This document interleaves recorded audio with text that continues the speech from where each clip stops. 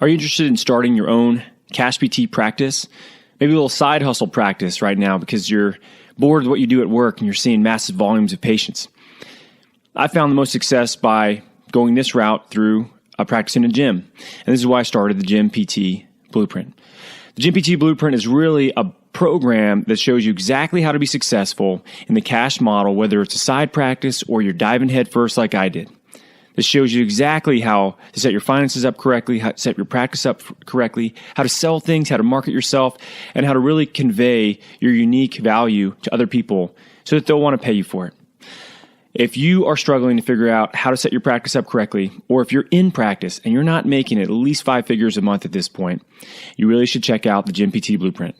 Head over to drdannymatta.com/products. That's DRDANNYMATTA.com/products to take a look at the Gym PT Blueprint and see how this program can help you become successful.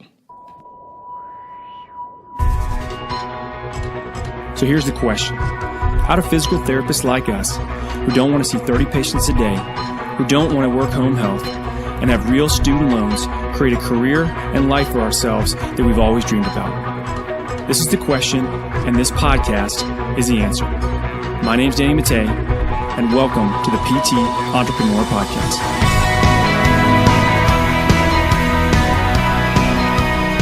What's going on, guys? Doc Danny here, PT Entrepreneur Podcast. And I'm coming to you on a Thursday. We're answering a short question that I got that's about digital businesses, digital products, in particular, information products, courses, and kind of teaching. And the question really had to do with okay, these sound awesome. Let's give you a little context. So digital course would be something like the Gym PT Blueprint course that we have that goes over how to set up a practice successfully in a gym, be a cash practice, how to run it, scale it, and actually set that sucker up the right way. So that's something that I had spent time consulting with people on. So this is typically how these products start. You have something that is a piece of information, knowledge that is helpful to other people. They start to want to know how to do that thing, and you charge them for your time, right? We do this in physical therapy. Cash PT is, my back hurts. Cool, I can help you with that.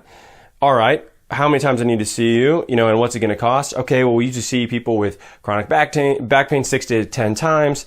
It's $200 a session, so somewhere between $1,200 and $2,000 to solve that problem. Okay, I'm going to pay you for your time. I want this solution, and then boom, you do it. Now, that's a in-person, one-on-one exchange of time and money, right? Now, anything that you can do a consulting service with, you technically should be able to also do a digital product with. So, in order to start a digital product, this is what the the question was about. How do you actually develop a information-based product, which is sort of a loaded question, right? Because there's a lot of layers to that. But primarily, the way that you do it is you decide what problem do you want to solve, and then you reverse engineer what steps somebody needs to take in order to get there. And to be able to take a step back and be able to say, how can I get a really good outcome without this person needing to be face-to-face with me or spend a ton of time one-on-one with me? Because the goal is to help to leverage your time by this sort of 80-20 principle, right?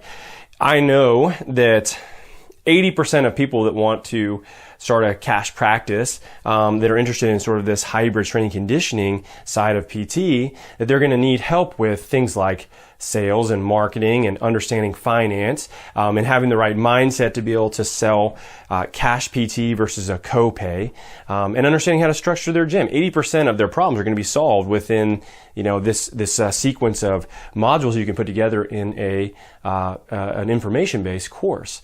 So it doesn't require me necessarily to walk them through that, which is what I was doing when I was doing consulting work, and I was charging a lot more money to do it as well. So this is a nice thing with an information-based product is you can leverage your time better, but you can also have it at a price point that is more affordable for other people, right? So if you have a problem that you want to solve, take a step back and think, all right, what kind of 6 to 8 things does somebody need to do in a sequence? Maybe it's they do one thing a week for that period of time. Maybe it's just like sequentially they need to do this thing and then this thing and then this thing. And how can you get them to do that without you necessarily needing to be there or to talk to them one-on-one? And write down different ways that you could help them achieve that, or what information they need to know, or what resources do they need, or what other people maybe do they need to get connected with. And then you can start to kind of develop the framework of what this digital program looks like. And for many people in our profession, I think the easiest low-hanging fruit that people start to go after, this was actually one of the first digital products that I decided to take a stab at, was the treatment of lower back pain. So I started a program called Back to the Barbell, which is now on Mobility Wad's site. It's a digital product that they house. But when I started, it was just me. And I was selling it on my own, and I was doing lead generation for it, and I was developing a sales funnel for it. And it is a 6-week program that really is how do you get back to barbell lifts without re-aggravating your back pain or your back over and over again. So being both back squat and deadlifting, which you see so many reoccurrences with, right? So I basically started this because I had hurt myself, and I put my own program together so that I wouldn't continually keep re-aggravating my back. And then I started to use it with my patients, and I started to realize, oh man, like I have this sort of like built out program, and I was able to tweak it a little bit based on how other people responded. But it allowed me to then create better changes with my soldiers at the time that I was working with, because we rarely get to see them more than once every 3 weeks. So now I had this kind of pre-templated out program that seemed to work really well for all these different types of back injuries. So that was a digital product that we then, put it up and we're able to sell. And that program at this point, it's about $100. It's $97. It's on their site. And that's something that every month, we have anywhere between like 40 and 50 purchases of that program alone. So, and I do very little work for that at this point. I probably spend a total of 30 minutes a month on that one program. So, you talk about this idea of like the elusive passive revenue. It's there. That's definitely passive revenue for me. I mean, it takes me very little time, and it creates a decent amount of revenue every month. But one thing that you need to keep in mind is initially it's a lot of work, and you being able to leverage something that can help multiple people is such a good idea. But what really helps to start with is to have credibility in some other way, to then leverage your digital products on. So I'm a big fan of either delving into a certain area of expertise, or starting a brick and mortar business, and then using that as leverage and credibility to then sell your digital product. Because the ability to sell a digital product, it requires a lot of trust from that person. It's like somebody buying something on the internet. They don't know you. Like if somebody comes in to work with you, they see you, they get to meet you, they shake your hand, like their friends have told you about them. Buying a digital product can be way harder. Like the conversion percentage on digital products are way, way lower than, people that come in and meet me, like brick and mortar setting, that want to do work with us. So, your ability to have some sort of leverage of, oh yeah, I own this company, I work with this kind of athlete, and I have this digital program. If you can't come in and work with us, you can do this instead. Like, I think that's the best strategy going forward to start with if you're thinking about getting into a digital product. So having that ability to say, like, this is my specialty, this is my company, this is who we work with, and if you can't make it here are some options that you have. So you instantly have credibility if you have your own practice, whether you're seeing 10 people a month or 400 people a month, whatever. There's this perception of credibility associated with it. So as you go down that path and you decide, is this something worth me doing? I do think it's definitely a viable option for many people in our field.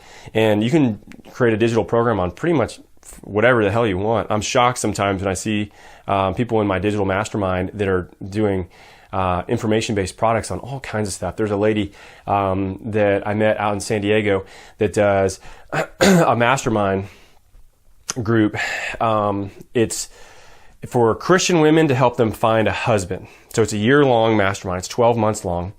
And she basically works with them to, I don't know, really know how she, what she does. She's sort of like a matchmaker, I guess. I'm not sure. But they basically get together once or twice a year. They do some ongoing work, coaching work. And she has a whole team of people now. She has 100 people in this group. And wait till you hear the freaking price point. It's 100 people in this group. And keep in mind, this is to help Christian women find a husband. Okay? Super niche. Very, very, very narrow. She charges $24,000 a year in order to be a part of this group. I did not misspeak. $24,000 a year to help that nice Christian woman find a husband. Like, let's put that in perspective in terms of the need there. Like, that could be a serious problem for some people. Once they get out of certain, college or, it's like how you meet somebody or whatever, how you meet the right person.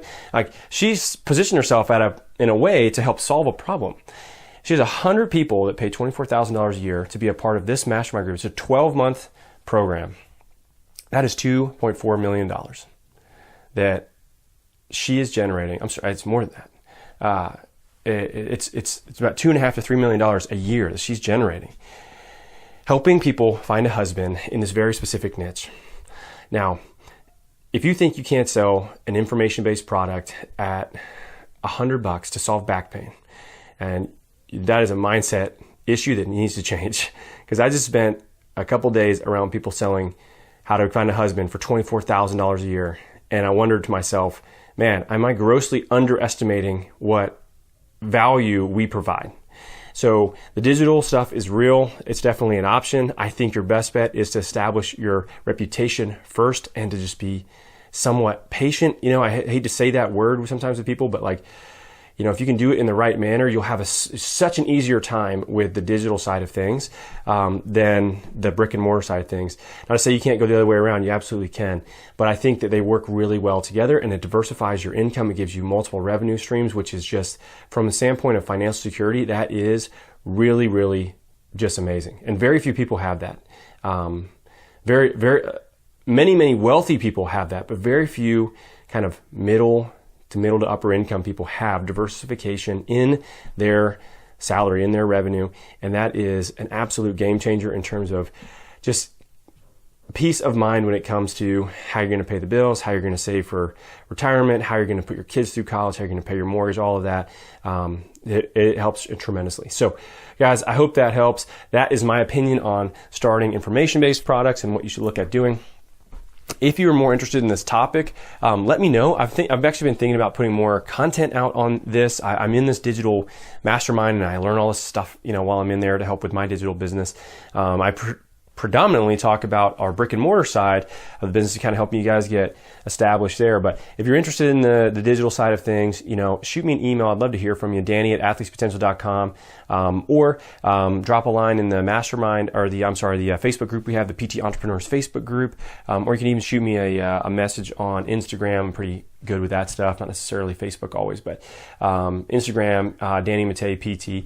Shoot me a message and let me know if you want to learn more about the digital side of business opportunities for practitioners. So guys, thanks so much for listening. Take care.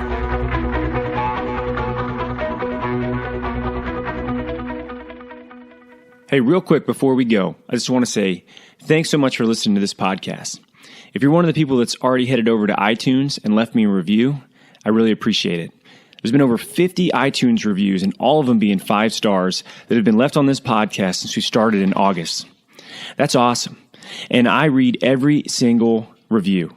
I take every little piece of advice that you give me in there, any criticism, any positive feedback that you have, I read all of it. And it's amazing to see that we're even getting reviews internationally at this point. So if you're one of the people that's reviewed the podcast, thanks so much. If you're an active listener of this podcast, I highly, highly encourage you to subscribe to the podcast and go to iTunes and leave me a short review. I'd love to hear what you have to say, and it really does help me get this information in front of more people. So guys, thanks again for your time, and keep listening.